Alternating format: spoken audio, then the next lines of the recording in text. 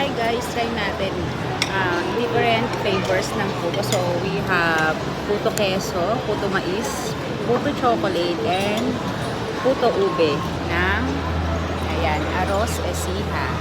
Let's try. Try muna natin yung chocolate. Try natin yung chocolate.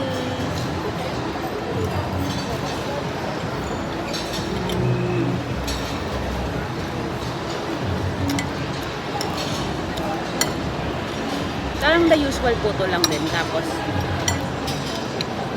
ano, siguro yung ano niya, food color niya. And try naman natin yung puto queso. Ayan. Masarap ng puto queso. Gusto ko ba? Then try natin yung puto mais. Yeah, meron siyang real mais. Sarap. Sarap din. And then last one, puto ube. Masarap din yung puto ube. So yung chocolate lang, hindi siya yung talagang lasang chocolate. Yung buko pandan mabilis mo. So yun lang guys. Happy eating.